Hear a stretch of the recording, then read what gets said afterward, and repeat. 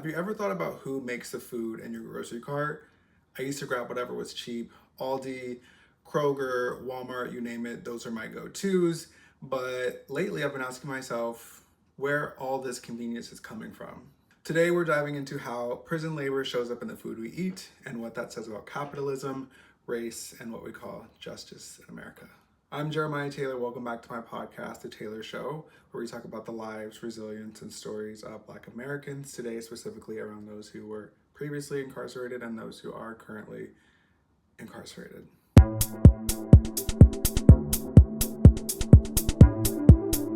So I've been trying to figure out how to reduce my interaction with prison labor, and I'll spoil it for you. It's shopping local, it's shopping at your local farmers markets. That's really the easiest way to avoid everything that I'm going to talk to you about today.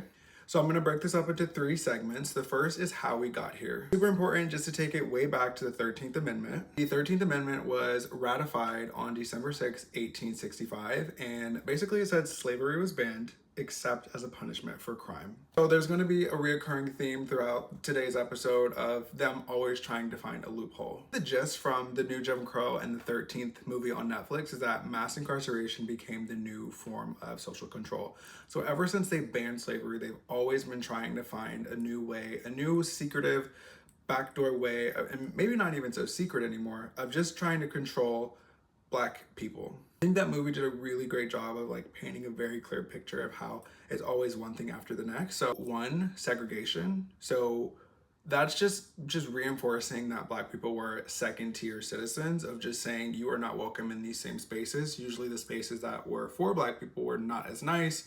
And it's just really making sure that opportunities don't flow through communities. So another example is voting. They said we could vote, but then, oh wait, you have to pass a literacy test. So there's always, you think you get one step forward, but then they make sure that you can't actually take that step. And then also with voting, the 3/5 compromise was a deal in 1787 that said enslaved people would count as 3/5 of a person when deciding how many seats a state got in Congress. So it gave slaveholding states more political power, just using Black bodies to further their agenda without actually hearing, Black people, so giving them representation without their, voicing who they actually wanted in power and things like that. So just legally embedded dehumanization into the Constitution. They could use us for voting power, but if you're 3/5 a person, you can't vote. And then I think of redlining. It's a racist housing policy where banks and the government denied loans or insurance to Black neighborhoods, making it red on maps. So it kept Black families from building wealth through home ownership for generations. As we know, homes used to be super cheap, and now they're super expensive. And the people who are able to benefit from that, usually white people, are able to do amazing things with that, like send their kids to college, take off loans from the equity in their home, and be able to just have a home for have the mortgage paid off. So there's a few different things. And now, modern day, we're at prison. So targeting and locking up marginalized communities, especially Black and poor people, to maintain the existing power structures. One of the largest maximum security prisons in the United States is Angola. Angola used to be a slave plantation, and I think that this is a great example to use for today on how, slavery is just rebranded. Angola literally was a slave plantation. So, it's just a really haunting, literal, and symbolic link between American slavery and modern prison labor.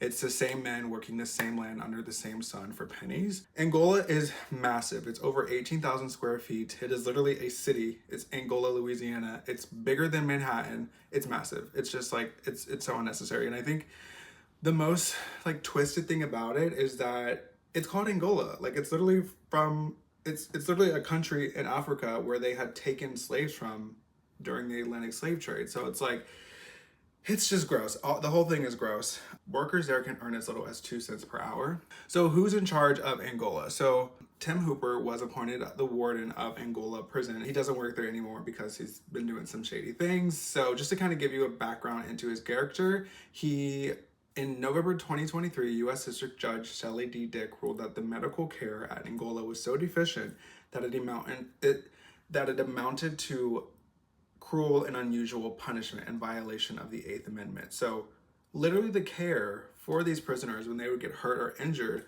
was a form of cruel and unusual punishment. Mind you, the conditions of the workers is not standard. They can get away with just cruel conditions. And then when they get hurt, it's just like, whoops, here's a Band-Aid. He's also just shady. Like, he awarded one of his friends, Herb Fitz. He was the owner of Eagle Consulting. He awarded them over almost $700,000, and it kind of raised the questions of, favoritism and lack of transparency. Usually there's some competition there with those contracts. So that's a little bit about of who's running it. But I also want to talk about the Black people who are there, and kind of want to amplify their stories. So I want to talk about the Angola Three. They were three Black men, Albert Woodfox, Herman Wallace, and Robert King, who were all incarcerated in the 1970s. They were all a part of the Black Panther Party, and they were held in solitary confinement for decades. Literally, Albert Woodfox, he spent over 43 years in solitary confinement, the longest period ever in US history. Can you imagine being in solitary confinement for 43 years? We literally can't be without our phones and like with our own thoughts for minutes. Could you imagine being in solitary confinement for that long? Herman Wallace spent 41 years in solitary confinement. So heartbreaking. His conviction was overturned in 2013, and he died 3 days later once he was released from liver cancer. Robert King, he served 29 years in solitary confinement before his conviction was also overturned in 2001. And they were in confinement because they were accused of killing a prison guard, Brent Miller, in 1972. But of course, or as you might imagine, the case was deeply flawed and there was no physical evidence. It makes perfect sense. They were, part of the Black Panther movement. I can only imagine what uprising they could have caused if they were, in the general prison population. I learned that even while in isolation, they still advocated for prison rights. And Robert King, when he got out, he actually became a global prison reform activist.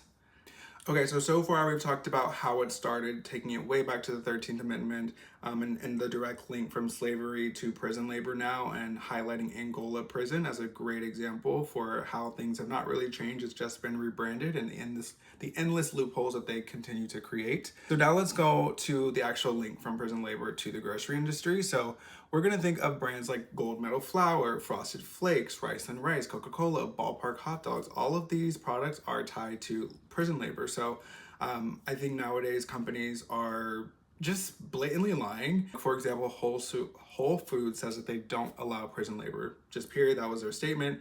the Associated Press reached out to Whole Foods for a statement, and that was their response. Just, we don't allow prison labor, period. And after doing a deep dive into supply chains and how big grocery actually works, that's technically true, but functionally dishonest. And the fact that it was such a simple, cut and dry answer, it's not acceptable. It's a lie. I'm gonna break it down for you why big grocery stores can't be totally free of prison labor. So there's a couple reasons. One, they source through massive supply chains. Kroger, Walmart, Target, they're not producing their food on their own. They buy from commodity traders like Cargill, Archer Daniels Midland, and Bung. I think that's how you say it. So these are companies that handle grains, meats, soy, sugar, and oils from all over the country and all over the world. So I think it's wild that a company like Whole Foods, who's buying from a company like Cargill that sources from the entire globe. So Whole Foods is not just saying we don't support prison labor in the US, they're saying that worldwide. So that's crazy. And some of those suppliers like Cargill source from prison farms like those in Tennessee, Arkansas, and Louisiana. Cargill, which Whole Food buys from, admitted to buying goods from US prison farms. They said it's a small fraction of their total, but keep in mind, Cargill brings in over $160 billion a year. So even a small fraction is billions of dollars worth of product moving through the global food system. So that's number one, they source through massive supply chains. The second point is that they rely on third-party suppliers and processors. So again, even if a brand claims they don't use prison labor, there's still someone behind the trader, behind the third-party supplier and processor. So that's like your distributors, your co-packers, and your suppliers. This part kind of confused me a little bit, but so brands buy products from facilities that mix goods from multiple farms, and then they kind of just all get blended together. So that didn't make sense to me, because I'm like, okay, you're buying products from one person and another person, their packages that they come in are probably not going to look the same. But let's say supplier one grows corn on a regular farm, and supplier two grows corn using prison labor. Both of them sell their corn to Cargill, so one of the biggest commodity traders in the world, again. So Cargill will mix everything together in a giant silo. There's no label, there's no separation, it's all just corn. So two different places, one's ethical, we think, the other isn't. and they're all just getting mixed together. So there's really no way to know, because that mixed corn gets sold in bulk to a brand or a food packager, and then that brand is used to make cereal, flour, chips, whatever, and then sells those products to stores like Target. So at that point, even the brand may not know where the original corn came from. Yeah, number 2, they rely on third-party suppliers and processors. Number 3 is there's no legal requirement to track this. The US law does not require US companies to label or trace prison labor in their supply chains. Most of the ethical sourcing is self-reported, and usually that only happens when a company is exposed. Like, for example, like the Associated Press coming to Whole Foods be like, we want a statement. Then they put that bullshit ass statement out and there's no fact checking behind it, and people aren't even gonna like look further into it. Like, Whole Foods says we don't allow prison labor, but if their food supplier buys from a prison farm, it's technically not Whole Foods. That's the loophole. So it's the government, it's the companies, it's everybody who's profiting who just finds a loophole to get out of it. And the last reason, and I kind of just said it, is it's legal and it's profitable. Obviously, that's why they're doing it.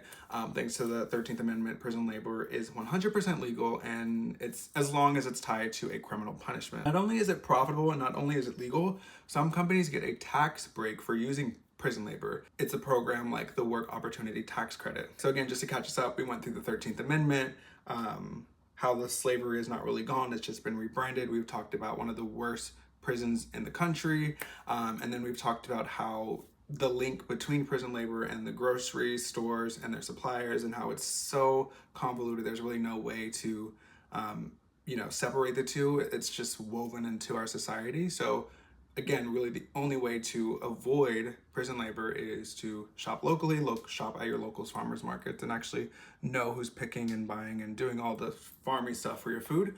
Final segment today is who benefits and who's harmed. So it's important not to let them off the hook so easy, and also to highlight some stories that I think more people should know about. And like, when you can understand that people are actually getting harmed by this, then maybe you may want to do something different. The government is deeply entangled in this. Of course, they're allowing all of this to happen. But some of these companies are exploiting that by offering dead-end jobs, underpaying, and firing people quickly just to rehire someone to reclaim that credit. So Work Opportunity Tax Credit, it goes to the employers. So the companies hiring people from targeted groups like those recently released from prison, they are getting the credit. So it's like not about real opportunity, it's just about gaming the system for profit. So, it makes sense. Just hire someone every 90 days and then you can collect your tax credit. Damon Bush, he is a formerly incarcerated man from Louisville. He earned multiple degrees and trade skills while in prison. He got a warehouse job through a temp agency and was told he'd be hired full-time after 90 days. He worked hard, he got great feedback, and then was fired on the 90th day because of his record. The company still got their $2,400 tax credit, but he got nothing. So that's like one person who'd actually, and he's not alone in that. And the government is benefiting because it lowers the government's responsibility to provide stable jobs or housing, or actually like fix the problem, funding real reentry programs, regulate or monitor abusive employers. So they're just handing off the rehabilitation work to private companies, toss them a tax break, and wash their hands of it. So again, this is just unregulated. People can do whatever they want. These companies, they can get away with it. And the government can say that they're doing something by offering the tax credit and saying, hey, like, we'll give you money if you do this, but not actually enforcing that the program is actually helping people get back on their feet and reacclimate to society. So, when incarcerated people work inside prisons for pennies, even for free, that's the labor that the government doesn't have to pay for. It keeps state budgets low while still running massive prison operations, farms, and factories. And what's even sicker is that some prisoners are even taxed for their own room and board while they are, providing labor for free. So the system is squeezing labor and charging rent. It is exploitation on both sides. And I think that this part is so messed up because the government is supposed to protect us. I know that they have no track record of doing that, but like, that is why we vote for these people to be put in place. This is why they have that responsibility and the authority to make these decisions, but instead they just don't give a fuck. Instead, they're just locking people up, often for profit or quotas, and it partners with corporations who benefit, and it deflects the blame when harm happens. One of the scariest things is not only are these people forced to work in conditions that are just inhumane. You know, down south, that's where a lot of these prison laborers are. So it's hot, you know. I mean, I know they're in jail and a lot of people don't have good things to say about prisoners. And that's a whole nother conversation that I don't even know how to get into. That's just so above me. Not above me, but like, that's such a complex problem that I don't understand how to fix. But, you know, there are a lot of people who just, you know, I don't think that they should be treated so inhumanely. Again, these prisoners do not have the same rights that you and I do when we're at work. They just don't have proper training, breaks, conditions, equipment, things like that. So just want to share a couple stories of people who have unfortunately been harmed by this in more ways than one. Frank Ellington died working the kill line at Koch Foods, and he was crushed in a machine. Marco Sanchez, this is the Kentucky Candle Factory collapse in 2021. Marco Sanchez was part of a prison work release program when a tornado struck a candle factory in Kentucky, killing 8 people, including a correctional officer overseeing the inmates. Sanchez suffered severe injuries while rescuing others. After hospitalization, he was returned to jail, placed in solitary confinement, and allegedly beaten by guards for requesting medical attention. The last story I'll share is Blas Sanchez. He lost his leg while working at Hickman's Family Farms in Arizona as an incarcerated laborer. Despite the injury, he struggled to get proper medical care or justice. You know, these are just a few stories. Countless Americans, prisoners have gone through this experience and have died or been, you know, harmed to a degree that they, you know, can't recover. And it just makes it even harder for them when they get out. Just, you know, trying to live a normal life after they've paid their dues. I personally am affected by this. I have siblings, I have my brothers who have gone to jail, and, you know, one recently just got out of jail, and it is so difficult for them to find good jobs, find good, decent paying jobs, safe jobs. And it's just crazy that, you know, they were sentenced and they did their time, and, you know, they did the crime, they did the time, and now they're out still paying a second sentence. And it's just not fair. It's like they want these people to come out and live a normal life and be good for society. And, you know, there's just so much oppression and so much systematic mess that it just makes it so much harder for them. I think it's interesting how people, like the lack of compassion that people have for prisoners, and just, you know, people are like, oh, well, then products are a little bit cheaper, and, you know, I can't afford to shop at a farmer's market. Or, you know, it makes me think of like when people joke about Shein factories and like Wayfair, and how like Chinese kids will write on the packages, please help. Like, I think that people have kind of lost touch with their compassion and their empathy as a person. Not to be like, oh, I'm on my high horse, but I just think it's really jarring for someone to be like, oh, well, like I can't do anything, so I'm gonna do nothing, and now I'm gonna make a joke about it. I just feel like it's insensitive and kicking the can down the road of the responsibility. So, you know, after researching this, I can't shop the same. I just can't. Like, I was really going down the rabbit hole of, okay, where can I shop? What products are safe at the grocery stores that I frequent? And it would be so much easier to shop at a farmer's market where you know for sure, like, you know, that for the most part, these products are locally sourced, you know?